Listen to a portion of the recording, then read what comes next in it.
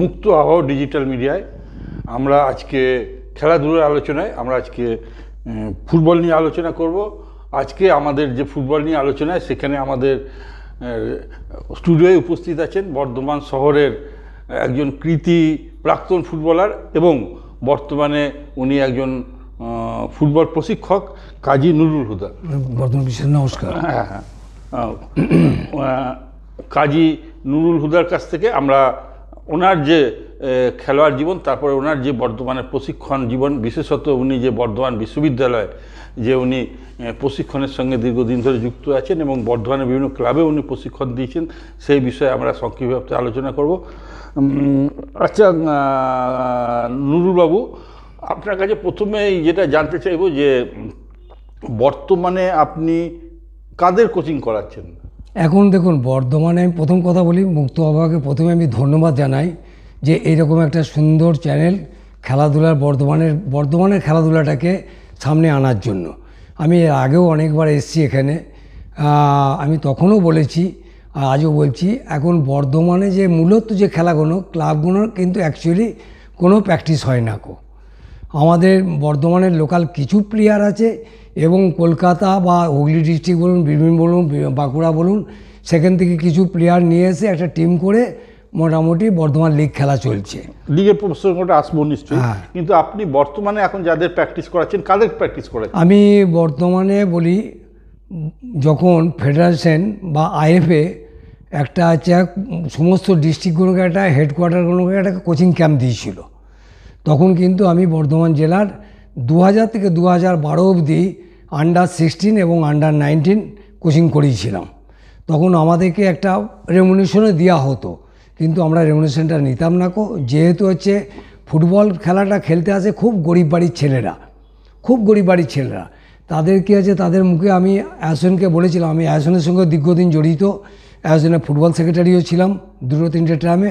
তখন আমি একটা কথা বলেছিলাম যে আমাদেরকে যে টাকা দেওয়া হচ্ছে অ্যাসোসিয়েশন থেকে একটা টাকা দেওয়া হোক, দিয়ে এদের মুখে একটু খাবার দেওয়া হোক এবং কিটস দেওয়া হোক, যাতে কেন যেসব ফুটবল খেলছে খুব গরিব বাড়ির ছেলে, তাদেরকে অন্তত এইগুলো দিলে তবে আমরা কিন্তু তুলে নিয়ে আসতে পারবো। হ্যাঁ, সকালে প্র্যাকটিস হতো, বিকেলে প্র্যাকটিস হতো, দুবেলায় প্র্যাকটিস হতো, সপ্তাহে 3 দিন করে হতো। সেই সময় আপনার যাদেরকে নিয়ে আপনি প্র্যাকটিস করেছিলেন তাদের মধ্যে আপনার প্রতিভাবান খেলোয়াড়দের যদি বলতে হয় কাদের কথা? প্রচুর এক ঝাঁক প্লেয়ার আছে। কয়েকজনের নাম যেমন বলি, সুবীর বল আছে, সংকেত রায় আছে, আমির আলী দফাদার আছে, অনুপম আছে, এরকম হচ্ছে বলে শেষ করা যাবে না। তখন আমরা আন্ডার-16 ইন্টার ডিস্ট্রিক্ট চ্যাম্পিয়ন হলাম এবং হচ্ছে ওই ব্যাচটা সেটা হয়েছিল বীরভূমেতে। হ্যাঁ, আমরা বীরভূমকে হারিয়েছিলাম। কত সাল হবে সেটা 2002-3 এরকম একটা কিছু হবে। এবং হচ্ছে আমি ফেডারেশনকেও বলেছিলাম যে আপনারা জেলা থেকে যখন প্লেয়ার তুলে নিয়ে আসছেন, তাহলে আপনাদের অন্তপক্ষে এই প্লেয়ারদের আপনি দেখুন যে হচ্ছে যারা প্র্যাকটিস করতে আসে আমার এখানে, আমি বলবো না আপনারা যান গিয়ে পরীক্ষা করুন যে কোন বাড়ির ছেলে সকালবেলা যখন প্র্যাকটিস করতে আসে কি খেয়ে আসে, খেলার পর কি খাবে, তাদের একটা বুট কেনার ক্ষমতা নাই, তাদের একটা প্যান্ট কেনার ক্ষমতা নাই। আজও দেখবেন আজকে কাগজে আছে সুব্রত ভট্টাচার্য বলছে আমরা জেলায় যাচ্ছি প্লেয়ার খুঁজে আনার জন্য। তা আমাদেরকে কেউ বলে না প্র্যাকটিস করার। আমি 2000 থেকে 2012 সাল অবধি আমার হাত দিয়ে প্রচুর ছেলে কিন্তু উঠে এসছে। তারা বর্ধমানের নাম করা ক্লাবগুলো খেলেছে। হ্যাঁ, তারা সব বর্ধমানের নাম করা ক্লাবে খেলেছে। শুধু তাই নয়, তারা ইউনিভার্সিটি লেভেল খেলেছে, তারা কলকাতায় খেলেছে। এই সুবীর বলকে যেমন বলছি, জজ টেলিগ্রাফ খেলেছে, বিএনআর খেলেছে, সংকেত রায় কলকাতায় দাপিয়ে খেলেছে এবং বেঙ্গল টিমের লাস্ট স্কোয়াডে ছিল। আমি জানি না, আমি অন্তদার সঙ্গে ঝগড়া করেছিলাম যে আমার জেলা থেকে 4টে ছেলে বেঙ্গল স্কোয়াডে মীর ইকবাল হোসেন ট্রফিতে 130 জনের মধ্যে 30 জনে এসেছিল। আমি কনফার্ম ছিলাম যে আমার বর্ধমান থেকে মিনিমাম 2টো ছেলে বেঙ্গল খেলবে, কিন্তু আমি জানি না বাঁ কলমে তাদেরকে বাদ দেওয়া হলো। আমি অন্ততাকে ঝগড়া করেছিলাম যে আপনারা যদি এরকম 130 জনকে নিয়ে স্টার্ট করলেন, দিয়ে আবার হচ্ছে লাস্ট স্টেজে এসে তাদেরকে বাদ দিয়ে দিচ্ছেন, কোন গ্রাউন্ডে বাদ দিচ্ছেন এটা আমার মাথায় ঢুকলো না বলে তুমি এটা বুঝবে না। আমি হতেও পারে, তাহলে আপনারা যদি ঠিক করেই থাকেন যে কলকাতা কেন্দ্রিক শুধু খেলাবেন বেঙ্গল টিম, তাহলে আমার কিছু নেই। আজকে জেলা থেকে একটা সময় কলকাতাতে ফুটবল বাজার বসিয়েছিল, বর্ধমান, বীরভূম, পুরুলিয়া, বাঁকুড়া, হুগলি সমস্ত ছেলে ওখানে নিয়ে গিয়ে ক্লাবগুলোকে সাপ্লাই করা হতো। আজকে কিন্তু আমি বলি এই রাজ্য সরকার কিন্তু অনেক রকম চেষ্টা করছে, আজকে ধরুন এই 7 বছর পর বেঙ্গল চ্যাম্পিয়ন হলো। সঞ্জয় দাকে আমি ধন্যবাদ দেবো, উনি একটা ডিসিপ্লিন মেনটেন করে সন্তোষ ট্রফিতে 2.5 মাস ধরে প্র্যাকটিস করিয়েছেন। এবং আজকে এই রবি হাসদা, সে আমার বর্ধমান বিশ্ববিদ্যালয়ের কলেজের ছাত্র, যে ক্যাপ্টেন সে আমার চিকিমান্ডু হচ্ছে আমার লাস্ট ইয়ার ইউনিভার্সিটি ক্যাপ্টেন, এবং লাস্ট 3 ইয়ার্স হচ্ছে সে আমার ইউনিভার্সিটি খেলেছে। তাহলে এইসব ছেলেদের আজকে কিন্তু একটা জিনিস চলছে, দেখবেন Kolkata CFL, Calcutta football league, সেখানে কিন্তু ফরেনার অ্যালাউ করছে না, যাতে বাংলার ছেলেরা আরও বেশি করে উঠে আসতে পারে, কম বয়সী ছেলেরা উঠে আসতে পারে। তা এইখানটাও যদি এই সুযোগ নিতে পারে। এই প্রসঙ্গে আপনাকে একটা প্রশ্ন করি, যে কলকাতার যে ফুটবল লিগ, যেখানে মোহনবাগান, ইস্টবেঙ্গল, মোহামেডান তাদের জুনিয়ররা খেলছে, সেই খেলাগুলো ধরুন কল্যাণী স্টেডিয়ামে হচ্ছে, নৈহাটি স্টেডিয়ামে হচ্ছে, বারাসাত স্টেডিয়ামে হচ্ছে, তা বর্ধমানে হচ্ছে না। এইটা যদি বর্ধমানে হয় তাহলে কি খেলার উৎসাহ বাড়বে বা প্রয়োজনীয়তা আছে বর্ধমানে? অবশ্যই বাড়বে। আমি যখন ফুটবল সেক্রেটারি ছিলাম, আমি খুব জোর গলায় বলছি, তখন আমার এখানে পাঁচ রকম খেলা চলতো। লিগ চলতো, সুবোধ কাপ চলতো, বনবিহারি চলতো, বোজমোহন চলতো, ক্লাব চ্যাম্পিয়নশিপ চলতো, ইন্টার সাব ডিভিশন চলতো। আজকে টিম করে একটা জায়গা, এখন বলতে গেলে হয়তো আমি খারাপ হয়ে যাব, আমি একটা কথা বলতে চাইছি যে আজকে এত সুযোগ সুবিধার পরও আজকে কেন আমাদের প্লেয়ার মফস্বল থেকে উঠছে না গো, কেন উঠবে না গো? তাহলে সেই ব্যবস্থাগুলো তো নিতে হবে আমাদেরকে। আজকে বর্ধমান লিগেতে যারা খেলছে তারা কিন্তু পাড়ার ক্লাব নয়, যে একটা ওয়ানডে খেলতে গেলাম, আজ খেললাম না খেললাম, এখানে কিছু বাধ্যবাধকতা থাকে। এখানে প্লেয়ার বললেন যে কোনো ক্লাবেরই ধারাবাহিক প্র্যাকটিস হয় না, প্র্যাকটিস হয় না তো, কোনো ক্লাবে হয় না গো।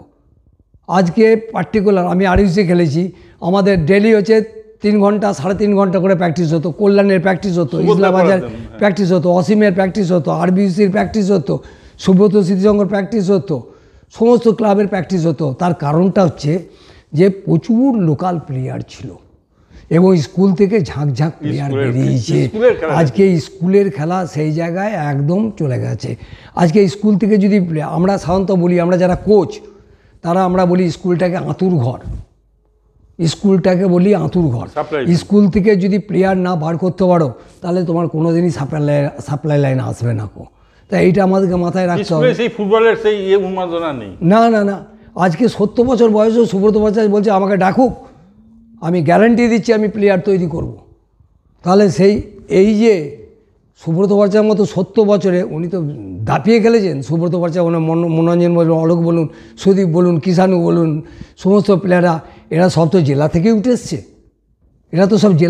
এসছে, একসময় বলা হতো গঙ্গা নদীর এপার ওপার, একদিকে হচ্ছে হুগলি জেলা আর একদিকে 24 পরগনা। এইখান থেকে কলকাতার মাঠে প্রচুর মধ্যবিত্ত বাঙালি ঘরে ছেলে সুরজিৎ বা এই ধরনের সুধীর কর্মকার। একটা কথা বলি, আমরা যখন খেলতাম আমাদেরও খুব মনে প্রাণে ইচ্ছা ছিল যে বড় টিম খেলবো।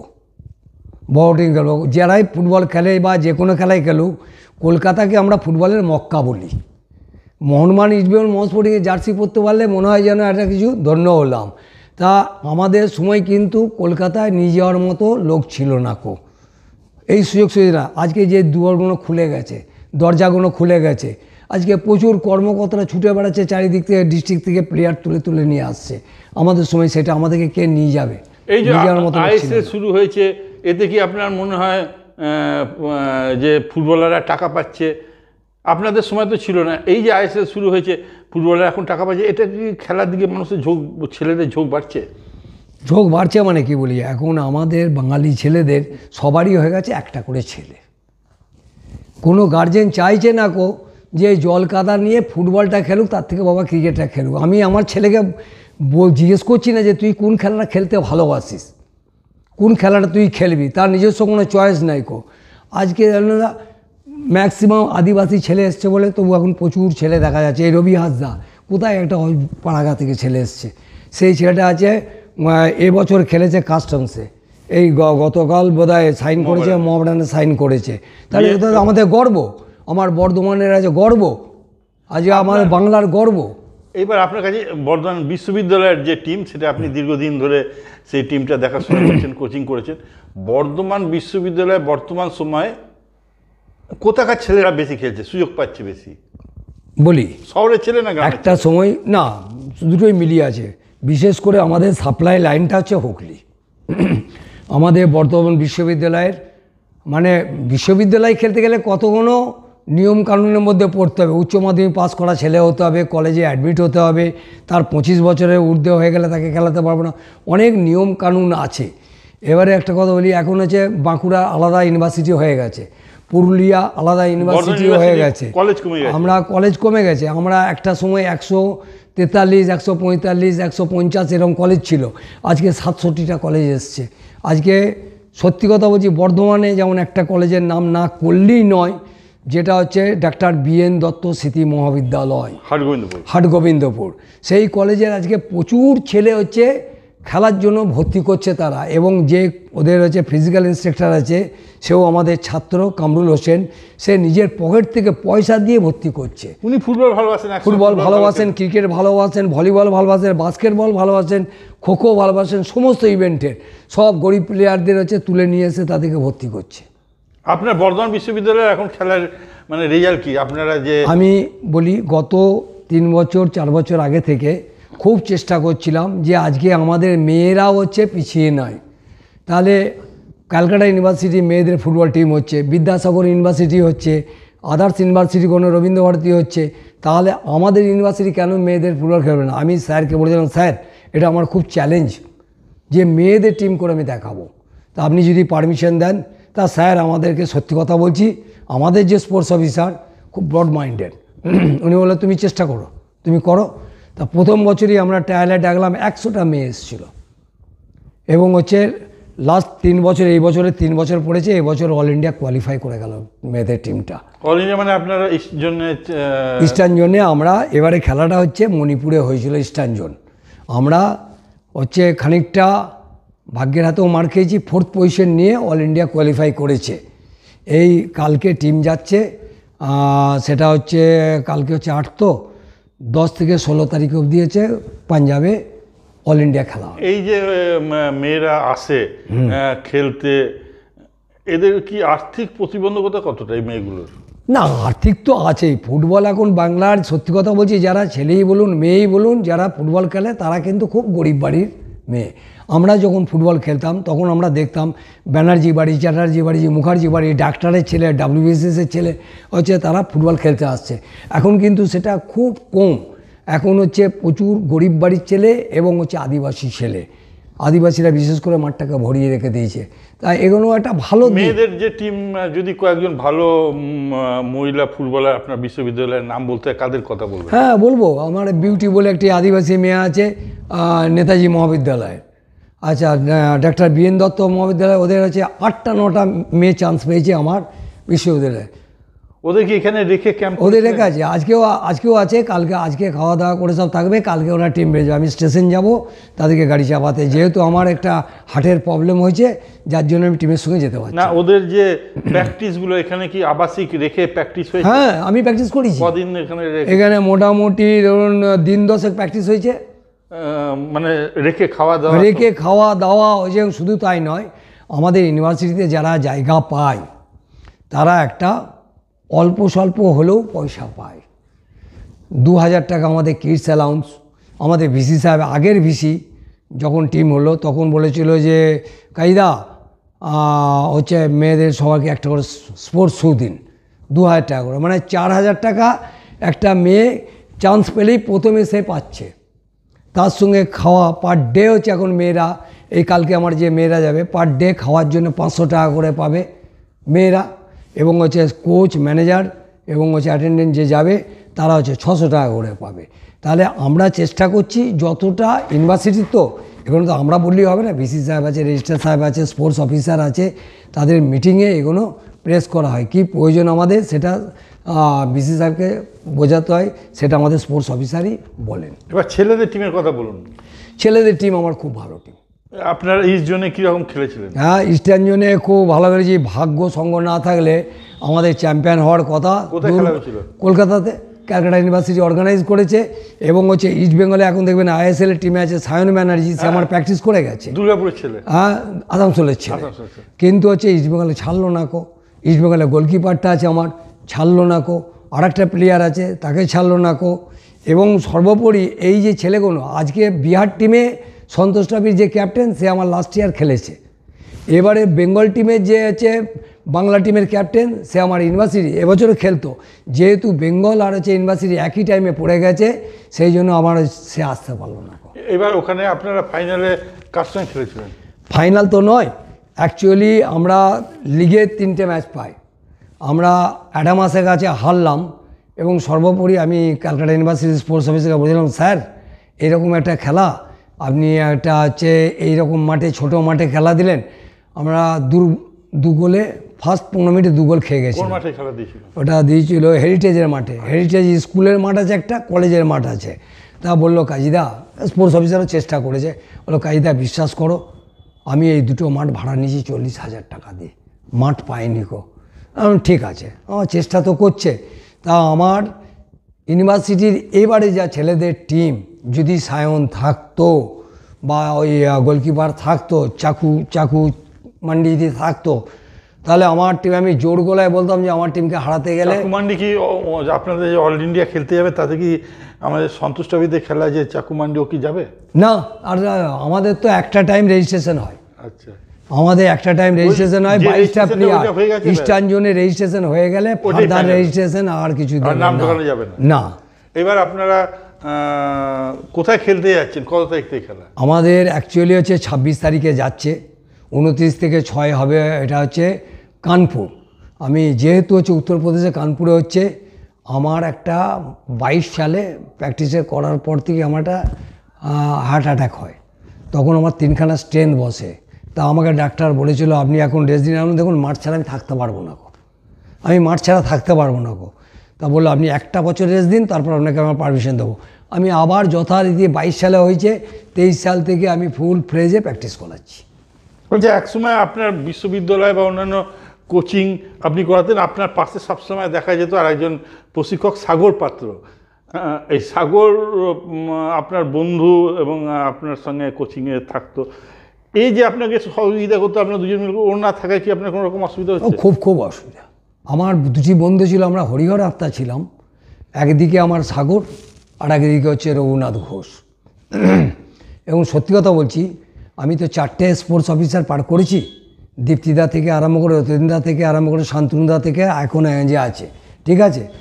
তা হচ্ছে সাগর, রঘু, আমরা যখন টিমে একসঙ্গে থাকতাম, আমি কোচিংটা নিয়ে যাচ্ছি, ছেলেরা কি খাবে, কোথায় থাকবে, কি ব্যবস্থা, এইসবগুলো নিয়ে আমাকে 1 মিনিট ভাবতে হতো না, 1 মিনিট ভাবতো না। এখন যেটা করে, এখন হচ্ছে বুদ্ধি এসছে, বুদ্ধি করছে, তবে বুদ্ধির অফিসের চাপটাও বিরাট, প্রচুর চাপ, অফিস সামলাতে হয়, প্লাস হচ্ছে আবার মাঠেও আসতে হয়, তার সঙ্গে সঙ্গে অশোক চক্রবর্তীও থাকে। আপনি কি এবার তাহলে বর্ধমান বিশ্ববিদ্যালয়ের টিমের সঙ্গে অল ইন্ডিয়ায় যাচ্ছেন? না, আমি মেয়েদের টিমটা যাচ্ছি না গো, ছেলেদের? আমি ডাক্তারের কাছে লাস্ট একটা পারমিশন নেবো, যেহেতু 26 তারিখে কানপুরে খেলা হবে। ছেলেদের টিমটা আমাদের খুবই ভালো টিম। আমি স্যারকে বললাম দেখুন, এই ভালো টিমের কয়েকজনের নাম যদি বলেন, আপনি যাদের প্র্যাকটিস করাচ্ছেন আমাদের এখানে এখন, যারা যাবে ওই ফাইনাল খেলতে। কার নাম করে কাকে বাদ দেবো? কয়েকজনের নাম অনেক ভালো, যেমন হচ্ছে বলি, তুষার হেমব্রম কালীঘাট এমএসএ খেলছে, প্রিমিয়ারে খেলছে। এবার হচ্ছে একটা স্টপার এলো, সেও ক্যালকাটা প্রিমিয়ারে খেলছে।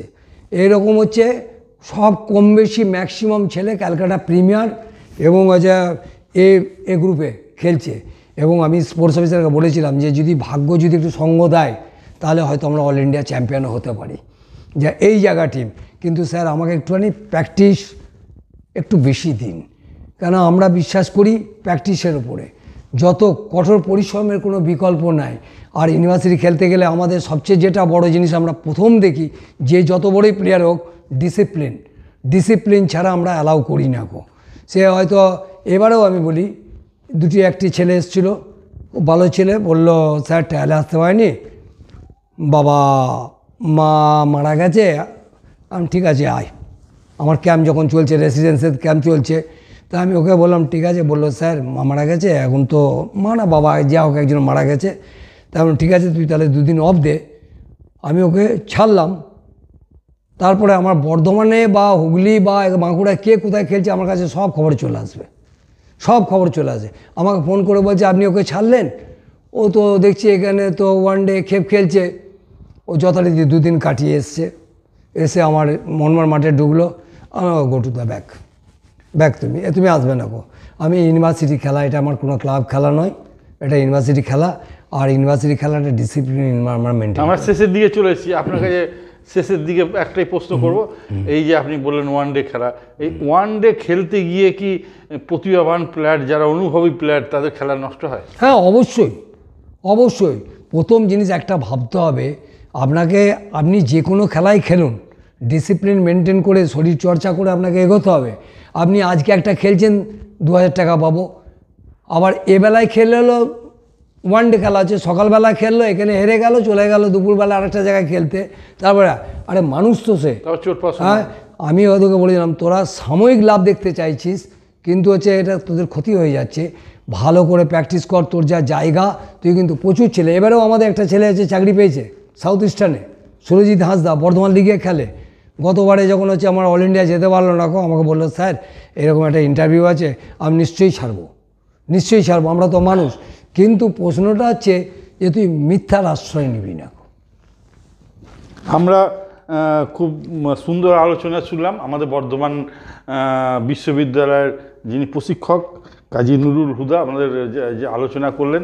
আমরা আমাদের যে মুক্ত হাওয়া ডিজিটাল মিডিয়ার পক্ষ থেকে ওনাকে ধন্যবাদ জানাই, এবং আগামী দিনে নিশ্চয়ই ওনার সঙ্গে আবার আলোচনা করব। নমস্কার। আমি একটা কথা বলবো, আমি মুক্ত হাওয়াকে ধন্যবাদ জানাই। আমি একটা কথা অনুরোধ করব, আপনারা একটুখানি হাইলাইটস করুন যাতে স্কুল খেলাগুলো একটু বেশি করে হয়, ইন্টার কোচিং ক্যাম্প হয়, তাহলে কিন্তু আজকে ছেলে উঠে আসার জায়গা পাবে। আমি এইটুকুন বলে আমি আমার বক্তব্য শেষ করছি। ধন্যবাদ।